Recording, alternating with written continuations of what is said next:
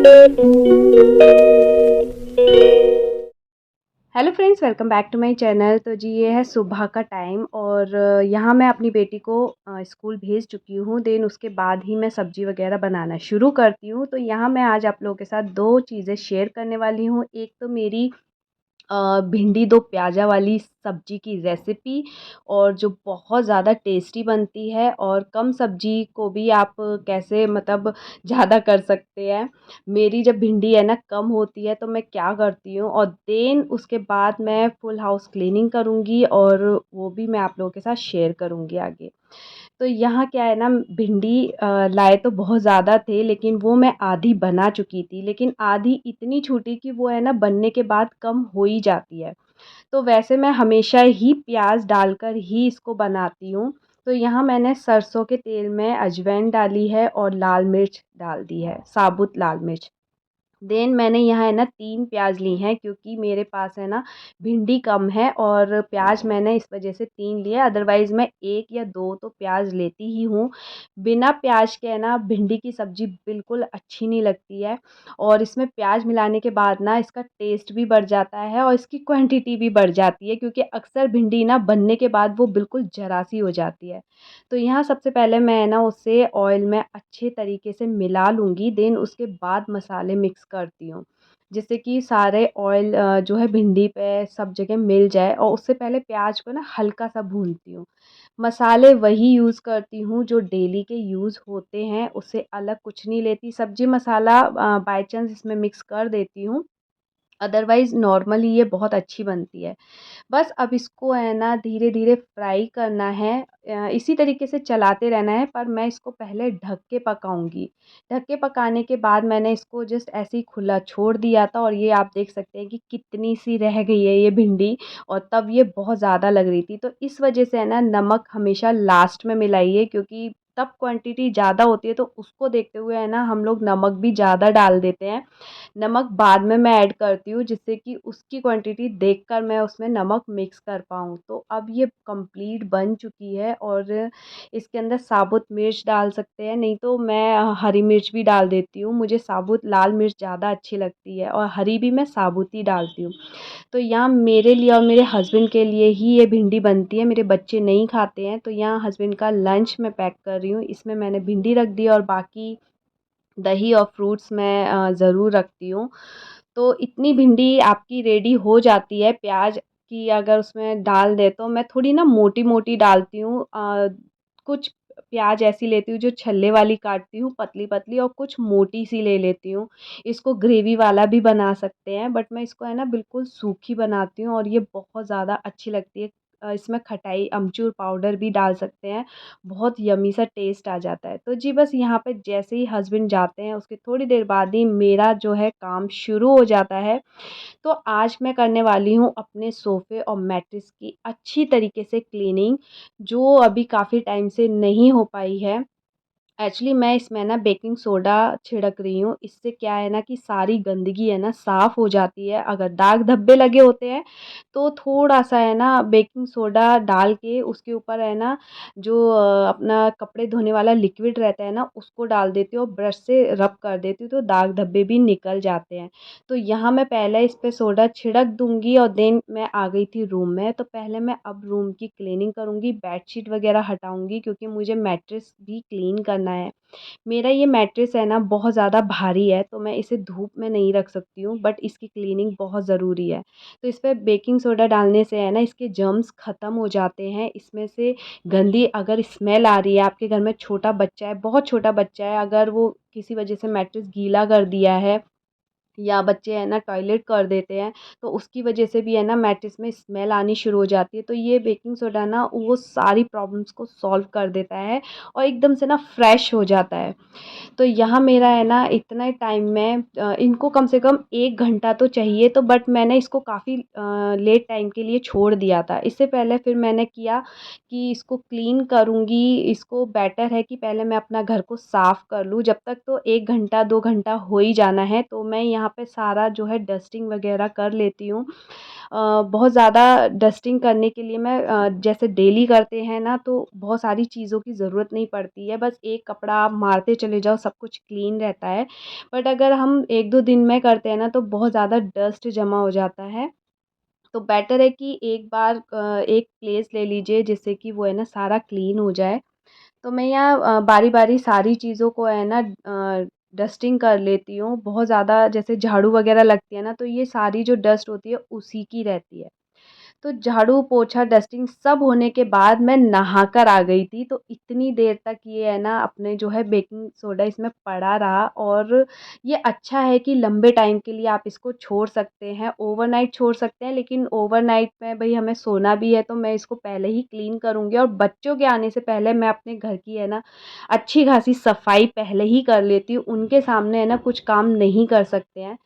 तो यहाँ मैं है ना वैक्यूम क्लीनर से कर रही हूँ। वैक्यूम क्लीनर अगर जैसे नहीं है तो जो मोटा टॉवल रहता है उससे है ना इसको झाड़ सकते हैं, या फिर ब्रश रहते हैं बड़े-बड़े वाले, उससे भी इसको झाड़ सकते हैं।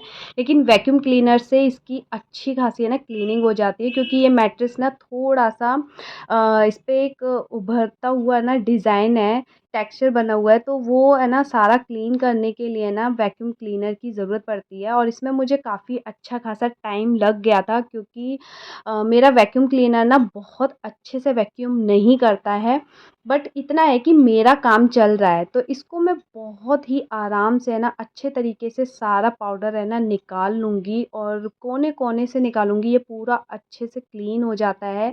अगर इस पे कोई दाग धब्बा होता है या कुछ तो मैं किसी ब्रश से उसको क्लीन कर लेती। तो अब मैं कर लूँगी सोफ़े को अच्छे तरीके से क्लीन। इसको मैं हमेशा बेकिंग सोडा वग़ैरह डाल के नहीं करती हूँ, और हफ़्ते में 1 बार मैं ना इसे कपड़े से अच्छे तरीके से पोंछ लेती हूँ। वैक्यूम क्लीनर भी नहीं निकालती हूँ, क्योंकि अभी है ना मैं बहुत ऊपर रख देती हूँ, तो बार-बार निकालने में है ना बहुत ज़्यादा आलस आता है इसको करने में। तो बस फिर मैं ना कपड़े से ही कर लेती हूँ। लेकिन बेकिंग पाउडर का यूज़ ना मैं 15-20 दिन में 1 बार ज़रूर कर लेती हूँ। बीच में मैंने नहीं किया था, क्योंकि मैं ना हमेशा मार्केट से है ना पाउडर लाना भूल जाती थी। बट इस बार है ना मेरे पास पैकेट पड़ा था, तो फिर मैंने इनका यूज़ किया, और इससे वाक़ई बहुत अच्छी है ना क्लीनिंग हो जाती है।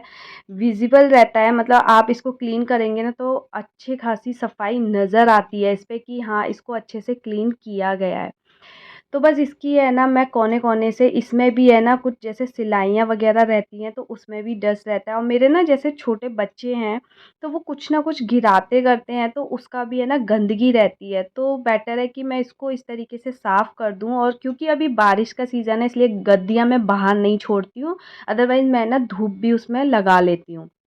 तो बस अब मैं है ना यहाँ पे बेडशीट वग़ैरह बिछा दूँगी, और यहाँ मैट्रेस तो इतना ज़्यादा क्लीन लग रहा था, बहुत ज़्यादा साफ़ हो जाता है। और अगर कुछ भी रहता है ना इसके ऊपर, तो अगर आप ओवरनाइट छोड़ सकते हैं, या अपने मैट्रेस को धूप लगा सकते हैं उसके बाद, तो और अच्छा है, बेटर है। बट ये इतना भारी है कि मैं इसे उठाकर बालकनी में नहीं रख सकती हूँ। मेरे अकेले के बस की बात बिल्कुल भी नहीं है इसे उठा पाना। तो बस यहाँ पे मेरा रूम क्लीन हो गया था। अब मैं इस पे दूसरे वाले है ना कवर बिछा दूँगी, क्योंकि जब क्लीन करती हूँ ना तो कुछ नया अच्छा लगता है। पुराना ही बिछा देती हूँ ना, तो फिर वो उतना ऐसा नहीं लगता कि मैंने इसको साफ़ किया है। बस क्योंकि अगर आज है ना मेरे बच्चे स्कूल गए हुए हैं, तो मैंने एक दिन ऐसा चुन लेती हूँ कि मुझे इस दिन है ना अपने जो है ये सारी साफ़-सफ़ाई करनी है। और बच्चों के आने से पहले सफ़ाई मैं क्यों कर रही हूँ, क्योंकि मुझे है ना उनके टॉयज़ की भी क्लीनिंग करनी है। तो इस वज़ह से मैं ना उनके जाने का वेट करती हूँ। तो यहाँ मेरा लिविंग रूम क्लीन हो गया था। अब बारी आती है कोने के साइड की, यानी कि मेरे रैक की।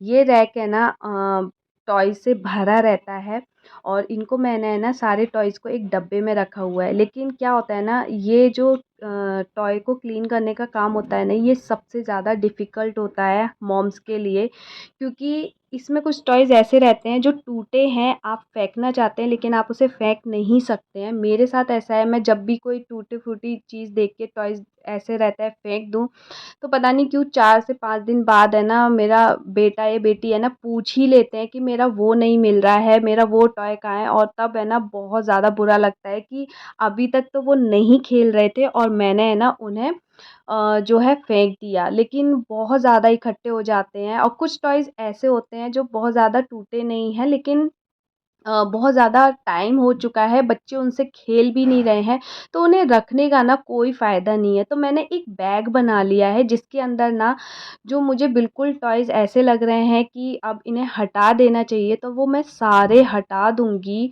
और जो मेरे यहाँ आती हैं ना, मैं उनको ये थैला दे दूँगी, जो उनको ठीक लगेगा, जो उनको अच्छा लगेगा इसमें से टॉय वो रख लेंगी, बाकी अगर उनकी इच्छा होगी तो वो फेंक देंगी। बट मेरे घर में अगर मैं ऐसे ही जमा करती रही ना तो कचरा बहुत ज़्यादा बढ़ जाएगा।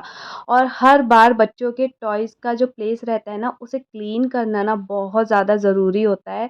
आपकी कुछ भी इम्पोर्टेंट भी चीज़ होगी ना तो टॉयज़ में ज़रूर मिल ही जाती है। तो हर बार है ना मैं इनको क्लीन कर लेती हूँ। इसमें टॉय से ज़्यादा ना कुछ-कुछ वैसी चीज़ें भी रहती हैं जो हम लोग फेंकने वाले होते हैं और बच्चों के टॉयज़ में मिल जाती है। तो बस मैं यहाँ पे एक थैला रख लेती हूँ। और ये इस टाइम पे कुछ टॉयज़ ना मैं सेपरेट भी करती जाती हूँ। जैसे बच्चों के कुछ पज़ल्स रहते हैं, वो पूरा बच्चे जब खेलते हैं ना तो सारा सामान एक साथ निकालते हैं और अलग-अलग डब्बे में डालने की बजाय ना वो सारा एक साथ ही भर देते हैं। तो ये काम है ना फिर मुझे करना पड़ता है, तो मैं बस आज वही लेकर बैठी थी कि मैं कर लूँगी। और सुबह की सफाई के बाद, नहाने के बाद मैं यहाँ पे आती हूँ, क्योंकि तब तक तो इतने ज़्यादा है ना गंदे हो जाते हैं हम लोग कि पसीने-वसीने में। तो फिर है ना मुझे लगता है कि पहले नहा आओ, थोड़े से फ्रेश हो जाओ, देन आराम से बैठ के ये काम करूँगी। तो बस बहुत सारी मेरे ना ड्रॉर्स हैं, तो ड्रॉर्स के अंदर भी है ना छोटे-छोटे टॉयज़ वग़ैरह मिल ही जाते हैं। तो मैं वहाँ से भी उन्हें निकाल के है ना डब्बों में भर लूँगी और इन डब्बों को मैं ना बहुत जल्दी से शिफ्ट करने वाली हूँ। बट अभी नहीं कर पा रही हूँ, क्योंकि मुझे है ना कुछ सामान जब लिविंग रूम में लगाना होगा ना तब मैं यहाँ का जो टॉय है वो शिफ्ट कर दूँगी, क्योंकि मुझे इस रैक को भी ठीक करना होगा। तो बस एक चीज़ मेरा ये कोने में टंगा हुआ बच्चों के ना सॉफ्ट टॉयज़ रखने के लिए है। तो यहाँ मैंने है ना टाँगा था क्योंकि मुझे अच्छा लग रहा था। लेकिन मेरा बेटा है ना इसे पंचिंग बैग समझ के है ना बार-बार इसमें है ना मारता हुआ जाता है और जैसे ही निकलेगा तो इसको खींच लेगा और फिर छोड़ देगा। मतलब वो है ना इतनी ज़्यादा इसमें शैतानी करता है ना, तो मैंने सोचा मैंने बहुत गलत जगह इसको हैंग किया हुआ है। अब मैं है ना इसे उतारने वाली हूँ। साथ में से मैंने इसमें से भी है ना कुछ 2 सॉफ्ट टॉयज़ ऐसे थे, बहुत पहले मैं निकाल चुकी हूँ, तो अभी इसमें बहुत ज़्यादा ऐसे भी नहीं थे। लेकिन 2 ही निकले जिनसे है ना बच्चे खेल भी नहीं रहे थे, लेकिन वो बिल्कुल ठीक है, तो उनको भी मैंने हटा दिया है।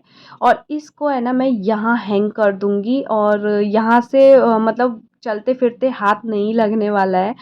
तो बस इसको लगाने में ये काफ़ी हाइट पे था तो लगाने में दिक्कत हुई, लेकिन ये काफ़ी अच्छा स्ट्रॉन्ग है। तो बस अभी रूम की बारी है। जैसे मैं पहले भी ब्लॉग में शेयर कर चुकी हूँ कि मैं एक साथ में है ना सारे काम नहीं लेती हूँ। रूम को अगर ठीक करना है तो बारी-बारी ठीक करती हूँ। जैसे मुझे कोई सेटिंग चेंज करनी है तो मैं एक बार में नहीं करूँगी। आज मैंने थोड़ा-सा किया है, नेक्स्ट टाइम इधर जो स्पेस बना है उस मैं काम करूँगी। तो बस यहीं तक था मेरा ये व्लॉग। अगर आप लोगों को ये व्लॉग पसंद आए तो प्लीज़ इसे लाइक करना, शेयर करना और सब्सक्राइब करना बिल्कुल मत भूलना। मैं अपने मिलूँगी नेक्स्ट व्लॉग में। तब तक के लिए bye bye and thanks for watching.